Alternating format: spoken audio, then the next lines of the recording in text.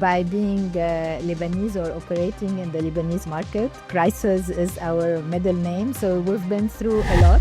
What if the next global business model is not emerging from the Silicon Valley or Wall Street, but maybe from Riyadh, Nairobi, Casablanca, or even Beirut?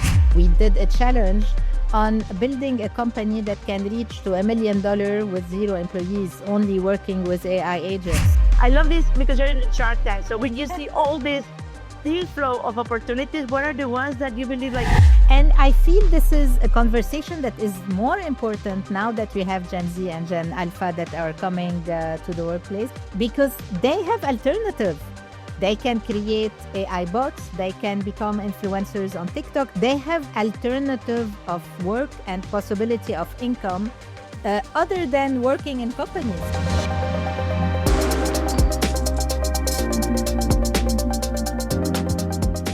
The world is looking to the Middle East, not just for oil, but for the next frontier of business, culture, and innovation. By 2026, technology spending across MENA is projected to hit $169 billion.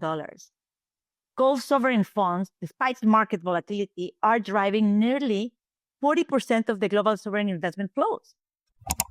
Data center campuses are rising where dunes once were, and all the strategies about AI are no longer just on a paper, but they are being funded, built, and wired and scaled. But there is a quieter revolution underway, one that is driven not by these mega projects, but they're driven by people, especially women entrepreneurs that are across the region that usually are overlooked, are launching businesses, reshaping culture and commerce, and unlocking a wave of latent economic potential that has long been underestimated. What if the next global business model is not emerging from the Silicon Valley or Wall Street, but maybe from Riyadh, Nairobi, Casablanca, or even Beirut? What if the real innovation is human, rooted in cultural resilience and in the courage to say yes in places that have long said no? Well, I am Diana Daniels. I am a Mexican entrepreneur based in Barcelona, building companies at the intersection of telecom, blockchain, and AI. And I've spent my career in connecting systems, cultures, and people across borders, like many of you. I'm not just building for today, I'm also building for what is next. And this is the Tech Foresight podcast, where we pause to that hype to dig in what really matters, the intersection of technology, human behavior, leadership, and future making. Here, what we are doing is exploring how the next 5, 10, and 20 years are going to shape not only businesses, but also societies. And in today, the Tech Foresight podcast, we're going to go deep into a theme that I believe that matters more than ever: building for the next billion, a conversation that is about emerging markets, female leadership, cultural entrepreneurship, and what global world really looks like in 2030 and beyond. And there's no better person to lead this conversation than Christine Assouad. She's an entrepreneur, board leader, mentor, and author of The Power to Say Yes. From bringing Dunkin' Donuts to Lebanon to scaling brands across borders and mentoring thousands of women across the Middle East, Christine has built not only businesses, but communities with purpose, resilience, in markets that demand more grit than glamour. In this episode, we ask a bold question.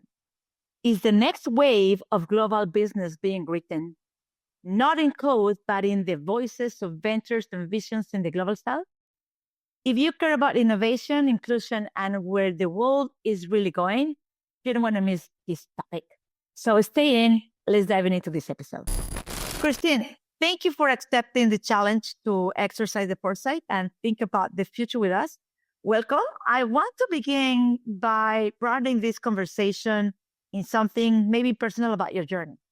And you built through conflict across cultures and over decades. And we know entrepreneurship in emerging markets is not necessarily like a very straight line. It demands that reinvention, resilience, and relevance. So let's talk about like what you've been navigating through that. And if we think about right now, what those leaders should look like for you, especially like in this moment, and how do you define success either personally and professionally, and especially in this phase of your journey? First, Diana, thank you for having me. I'm very happy to be here. As you said, by being Lebanese or operating in the Lebanese market, crisis is our middle name. So we've been through a lot, but this also taught us to be resilient, to be very optimistic and hopeful, to know that at the end everything is going to be okay, and to adapt very fast. And I think this is something very important in entrepreneurship, to have this agility, this flexibility, because whether it's a war or a crisis or corona or other things that might happen, tariffs, every day we are faced with crisis, is the mindset that everything is going to be okay. And the question becomes, what do I need to do to go through this? And not, oh my God, feeling like a victim and feeling that being overwhelmed. So it's really switching very fast from the shock of the crisis to the action of what is it that we need to do to move forward.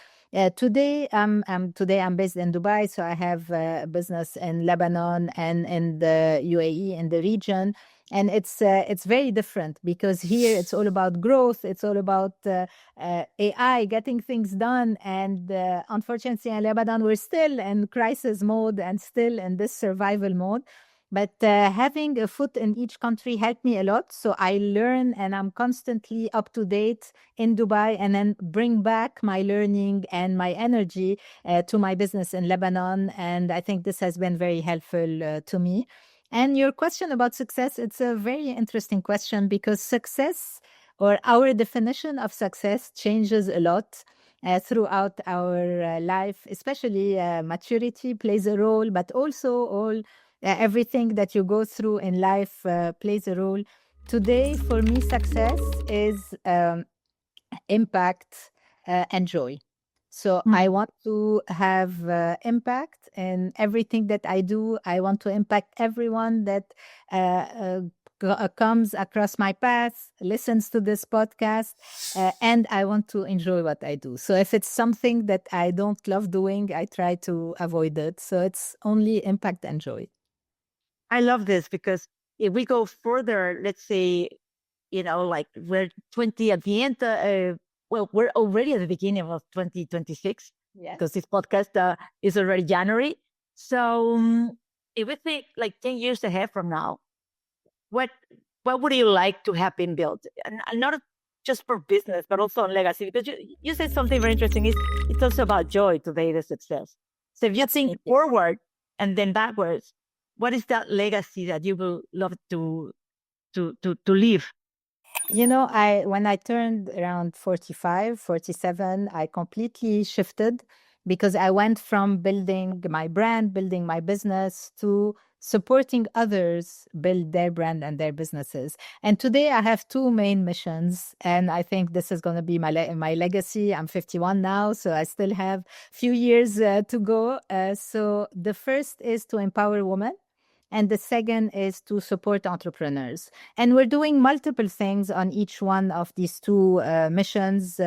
For the women empowerment, we have the Empowering Tribe, which is a community of female leaders. We have the book. I'm so excited to be telling you about the book, because this book is written for women to live a happy, meaningful life on their own terms. So for me, this is very important. And from the book, we have retreats, we have work with corporates, work with governments. So for me, this is a door opener to create a better workplace for women. And this would be, if you tell me what would be your dream 10 years from now, is the reason why this book came to me is fully fulfilled. So I was able to impact ladies at the personal level, but also ladies in the workplace, and to help government create policies to create a better world for our daughters. So this is on the woman empowerment. And on supporting entrepreneur, we raised a fund, which is called the Tribe Fund. We're investing in startups in Lebanon through Shark Tanks. So I'm a shark on Shark Tank Lebanon. So this fund is investing in these companies, and it's been such an amazing experience. seeing how you can transform lives and impact people and their families and their colleague and their team members. So I'm loving what I do because it's filled with impact and joy. Today I was reading the other day that the women-led startups in the Middle East and North Africa, MENA region, receives less than 2% of all these VC funding. And I think it's a worldwide statistic, not only in the Middle East. Yes, that's true. That's true. It's not only in the Middle East. Yeah. And but that's I love that what you are doing through either your fund and also, I guess, that the most important place where women can receive funds is when they actually connect with women VCs. And you've mentored these thousands of women. What I would love to probably understand is what are the systemic blockers that are still holding the women back from receiving funds, and what patterns of strength or innovation do you consistently see that this is maybe the world is missing from this segment? I can talk about this for hours. So you're going to have to stop me at some point because this is exactly what this book is all about. And it's not only for receiving fund, it's women in their career and in business. Because when I started, I was 22, I was very young. If someone would call me a female entrepreneur, I would be very upset. Because for me, there's no difference between man and woman, and I'm an entrepreneur, I'm not a female entrepreneur. But after 30 years now and mentoring more than and working with more than 3,000 women, I realized that there is a big difference between a man and woman, whether we like it or not in how capable or how smart or how driven they are, but in the impact on their personal life, on their careers. Because men's career is relatively a straight line, so for them, whether they have kids, they get married, etc., their work is their priority, and it's normal for them, for society, for their family. But for women, we have so many different stories of success, so many different journeys that could lead to guilt and shame and feeling that you're not enough or feeling like a victim. And this is mainly the reason why I wrote this book, is for people to realize that their journey is not going to be a straight line, and that's okay, as long as this is something you choose. So you have to define what is your happy, meaningful life on your own terms, and then execute this journey or this dream. Because my journey is different than your journey, is different than the journeys of a lot of people that are going to be listening to this podcast. And that's okay. For me, this is our superpower, that we do not have a straight line as a journey. We can pause, we can pivot, we can do so many different things. And this is the joy of being a woman. And we need to embrace it as a joy and not as something that can lead to guilt or shame or feeling not enough. But don't you think also that there's maybe some blockers that are not only for us as women trying to saying yes to everything, but also like on the industry, on the system itself, where maybe we have like to unlock that full market potential for these women entrepreneurs and let's speak right now about your region. What do we move beyond? Let's move beyond quotas, or what is it? Let's take it by steps. Like, first, it's on us. It's on women to decide what they want. Because when you don't know what you want, you cannot say yes to your journey because you're not sure what you want. So deciding what you want, and again, different tools and techniques, some of them that we learn at Harvard and Stanford in our YPO events. So on how to decide what is the journey I want. And this journey can change depending on the season of your life. I'm 50 today. My journey or my definition of success, happiness is very different than when I was 20 years old. So this will evolve with time. So step one is knowing what you want. Second, if I look at the companies or for across industries, not only in one industry specifically, the system was built for men, and it's normal because men started in the workplace before women. So, for example, the promotion, the career path, the growth. So, usually, the time where you're supposed to grow in your career is the time where women are having their first babies and their first kids. So, this is creating a lot of imbalance because everyone wants to be an amazing mom and amazing at their job. So, the discussion we're having, this is why what I'm loving the most, which was surprising because it wasn't planned when we started, is doing a book event in companies. So I'm having, let's say, 50 women in the same working the same company. And we always have the HR team as well, because this is considered an HR event. And we start discussing the career, the path, the journey, the different tools and techniques. And then the discussion starts and it continues after I leave. So now I'm working with multiple companies to put some policies, to put some ideas. We're brainstorming on different things to be able to create a better world for the woman in the workplace. So, of course, the policies, the system, the procedures need to adapt. And what's interesting is they don't only need to adapt for women, because today even men want their happy, meaningful life on their own terms. So when we're having these discussions, and then, for example, an example of policy, just to make it concrete, is that between 6 and 8 p.m., any parents that have kids less than 5 years old is not supposed to be on a call or in a meeting or at work. They are supposed to be at home. And we put this policy for men and for women, so for mothers and for fathers. And automatically, because it was for both, we didn't feel any resistance from the men, let's say manager, or from the man colleague, because they feel that it's fair, because I also want to be with my kids when they are going to sleep or to read, or dinner time or shower time, or dinner or shower, etc. So it's been very interesting because, like, something that started as a personal development journey, at first I was writing it for individuals, is going into companies and trying to create a better workplace for any parent, men and women, because men also want to be part of the conversation. I love this, and I would like probably to double deep on look on the future. I love this. Okay, one policy could be, be at home 6 to 8. It sounds easy, but sincerely, how many times you and I have been in calls Of at course. 6 p.m. Now it's 6 p.m. Dubai time, for example. Exactly. It's this p.m. That because we work with different regions, and it's kind of like the Easter time or a lunchtime, right?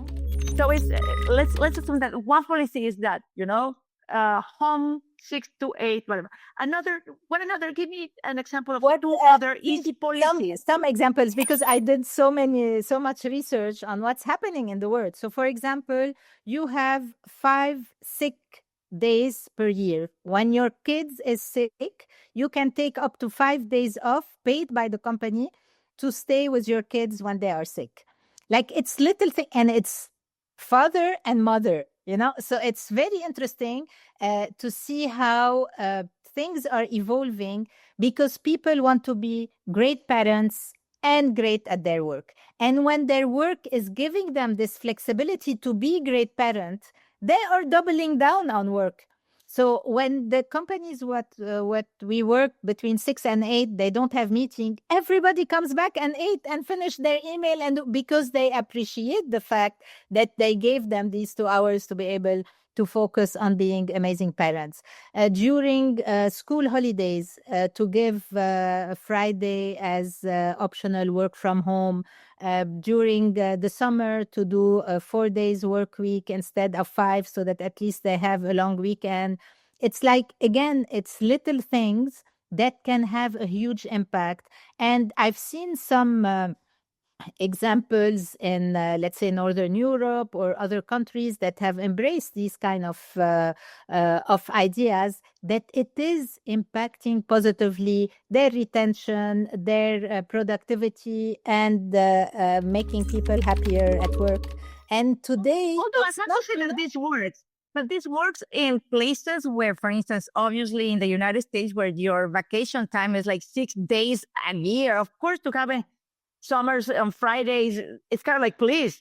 But in places where, I don't know, in Spain, where you have 25 days of paid holiday per year, plus another 23 days of government holidays a year. That makes already 50 days a year of like non-working It's giving days. priority. Like, for example, let's take a place where they have 20 days.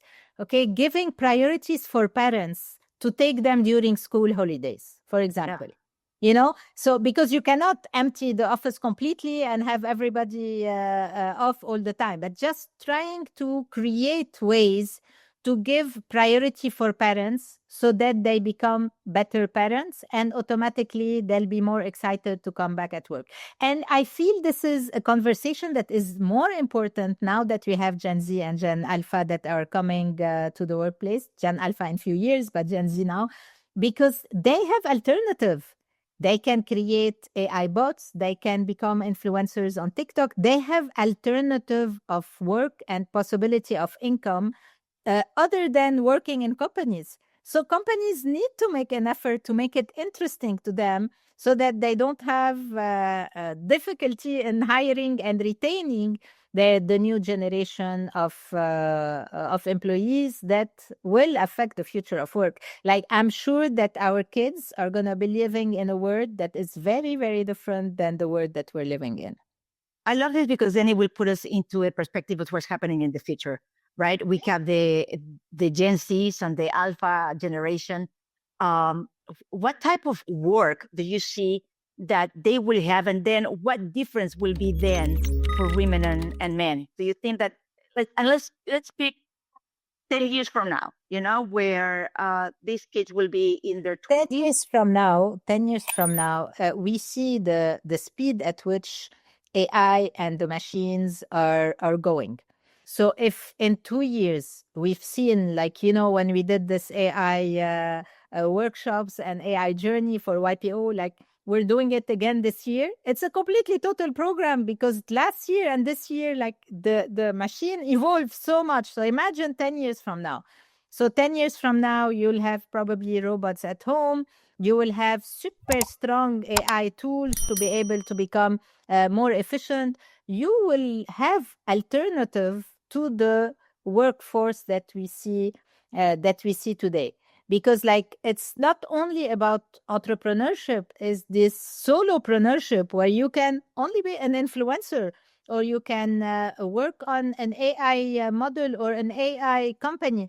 We have people, and we did a challenge on building a company that can reach to $1 million with 0 employees, only working with AI agents. Now it's still a bit difficult because like the AI agents are not always talking to each other properly, etc. But it's moving so fast that we're gonna get there very, very soon. So the Gen Zs and Gen Alpha mostly are gonna have options. So we need to make sure that the workplace is interesting enough for them to consider it an option. You know, many people say, and now we're thinking about the future, so that's why I want to bring on this to you. Many people say in Silicon Valley, when you speak about the commerce and retail business, they say that brick and mortar is dead in the United States. They believe so, right? But when I see across your region, the Middle East and Africa, I believe that, or the way that I see it, is like kind of exploding. I see malls that are growing, you know, they're rebranding as even as cultural destinations. And I see these younger consumers that are speaking about more and more are showing up. What I would love to see, that I was actually reading the other day that in GCC alone, the retailer is spending about like 300 billion by next year. And 65% of those transactions are going to happen offline instead of only online. What does the future of this type of market looks for you? Especially you are an expert on this. What do you think there's happening? I think retail has still a few years to go. So whoever is saying that retail is dead, I don't agree, obviously. But retail is different. Like today is really about the experience. It's not only about the product because people can buy the product online And they are buying the product online, and COVID accelerated this, but they love the experience, they love the connections, they love and you could see like new products and new retail store, influencer products also that are popping up. So there's a completely different kind of retail that is focused more on the experience. And there's also the social commerce today, like buying or taking a decision to buy on TikTok and then going to the store to try the product to make sure that this is what you want, etc. So it's this omni-channel that we started discussing a few years ago is now a fact. Like people are not only buying from one media, so they don't only go to the store or only go online or only decide on social media. It's a mix. I can see how my daughters are 20 and 21. They do not take a buying decision without TikTok. So let's say they want to buy a makeup, or they want to buy a suitcase, or they want to buy a dress, whatever they want to buy, they would look at the reviews on TikTok. So they would look at regular people, not the brand TikTok, regular people, honest review on TikTok, then decide, then go to the store, try it out, and either buy it in the store or buy it online on the website of the brand. So it's really a huge interaction of lots of things coming together. And now AI, now the fact that you can buy on ChatGPT directly, you can book your trip, and the AI agent can book it for you. So it's becoming more and more complex, but more and more exciting. Like, because you have so many touch points with the customer, and you can create amazing experiences with the different touch point where your customer is seeing your product or your service. And one thing that I actually interests me a lot is that at least, I don't know, if 70% of the population in your region is under 35. And they are digitally connected. They are hungry for different type of opportunities, right? They not only in Saudi, if you go actually to Egypt, if we think about the global South, most of the population is this new generation. So one thing that I would like to ask you is like, what are the global companies do you think that they're getting wrong about this generation, especially on these emerging market consumers? What signals are you seeing that are on the ground that they should be truly paying attention to? It's realizing that they are believing other consumers and not the brands anymore. So it's like this original consumer content is becoming so much more powerful than it was before. Because today you have access, so whether you're in Egypt or in Saudi or in the US or anywhere, you have access to anyone. I could see you on your feed trying a makeup, and I might decide to buy this lipstick because I saw you trying it in other part of the world.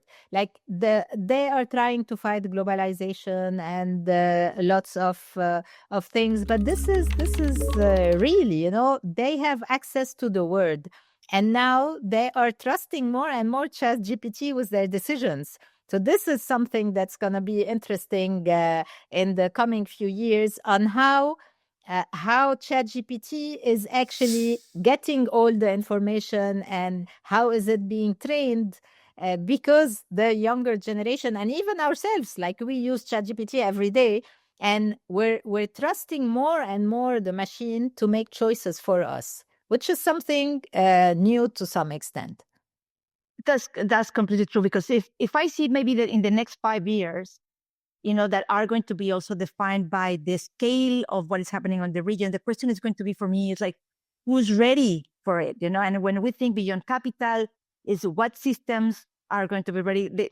And much of this is the leadership mindsets or the business models that they need to evolve. So if we think about this, what is the most urgent opportunities that people with the funds that are ready to invest, that they need to start looking into it? I mean, during the Shark Tank, I love this because you're in the Shark Tank. So when you see all this deal flow of opportunities, what are the ones that you believe like?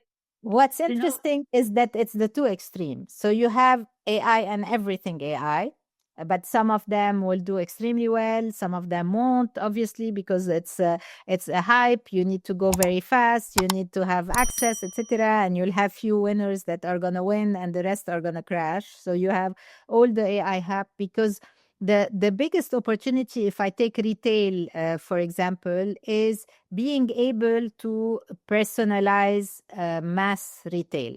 So when you get to a store, for the store to know you, Diana, what you like, what's your favorite lipstick, what's your favorite eyeshadow, to suggest it to you, etc. So you feel that this store knows you, even though they have 10,000 other customers. And these are things that can be done in AI. This personalization of mass product was my thesis when I did my master's 25 years ago. But it was so difficult to do because we didn't have the tools to do it. And now seeing it being done so fast and in such an amazing way, this is people want to feel seen and heard.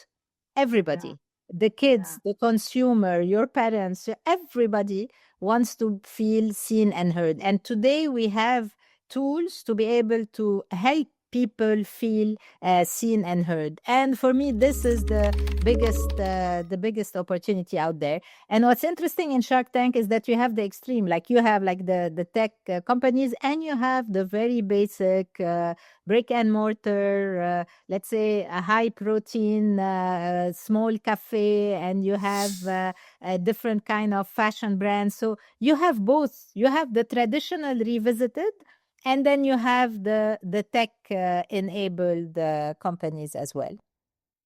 I love this. Well, Christine, here at Tech Foresight, we ask every leader that comes and visits us to look a little bit ahead, not just what is going to happen in your next quarter, but ideally what is going to happen in the next quarter century. So it's like from today to 25 years from now. In this very first part, what we want to know is about like what are the trends that you're watching that it will have an impact in the next, let's say, 5 years. And then what we want us to do is to zoom out and then talk about the dreams. And the dreams, which means how would you like the world to be in 25 years from now? So we're going to start with the first 4 years. AI obviously is the first trend because 25 years from now, AI is going to be something like you think about your phone today. Like it's a given, it's something that you use every day. You have AI agents doing everything for you. You have machines, holograms, plenty of things that are on the AI side. Personalization, as I said, like every single person is gonna feel seen and heard by every single brand. So the fact that if you're not working on making sure your customers are seen and heard as individual, this is something you need to be working on. This omni-channel or multiple touch point approach, because now already you can see customers using different touch points. It's going to be even more moving forward. And everything that is virtual versus real, because now we still live in the real world. And I think in 25 years from now, we're going to be living in a mixed world between real and the metaverse like kind of word, where you could, instead of having this conversation here, I'll have the hologram of Diana, will be sitting having coffee, and you will get to a point where you're not sure which one is the real Diana and which one is her hologram. So this is I think the trend moving forward in terms of dreams. Like for me, the first big dream 25 years from now is that everything I talk about in the book actually happens. So it's like having a great experience for women in the workplace, and killing the guilt and killing the shame and killing the feeling of not enough, because it's the responsibility of our generation. The generation of our parents and grandparents created a word for the woman in the workplace. Now it's our responsibility to adapt it to the woman, so that our kids do not feel guilty, do not feel not enough, and do not feel shame and all these these feelings. So this would be my first dream. Second, that AI stays an amazing tool and not a threat. Because like you hear about the two side of the two coins of the story, when you hear people using ChatGPT as their therapist, it's a bit scary because it doesn't always give you, you still need to look at the information with a grain of salt and not a given. So this is something to make sure that we create boundaries so that it stays a tool and not a threat. To Gen Zs and Gen Alpha is going to be very interesting. So my dream is for them to find their way, because we know how to deal with the word because our parents are teaching us or taught us. But for us, it's going to be difficult for us to teach our kids because they're going to be in a totally different word, especially Gen Alpha. So hopefully they will figure it out, and to bring back humanity into the world, because I felt in this decade, with everything that's happening and so many wars in so many countries, we lost part of the human values and part of humanity. So my dream is for this to come back, so that we don't have unnecessary wars and people dying for a cause that I'm not sure is worth it. So I love this because that helps us to come back on how do we close this segment of the Tech Foresight podcast. And maybe on this, what I would like to go back is to the personal side of Christine. So what is the best advice you ever received, Christine? That everything is going to be okay. And because like it's especially when you live in a world that is filled with crisis, you can push yourself to feel like a victim very easily. So getting out of this victim mindset, being completely convinced that everything is going to be okay, so that you can hold yourself accountable and keep moving. I love this. Okay, the other is like, if you could travel back in time, it might give you this machine where you can go back in time and you see Christine when she was 18-year-old. What advice will you give her that you wish somebody would tell you before? That 99% of things that you worry about will not happen.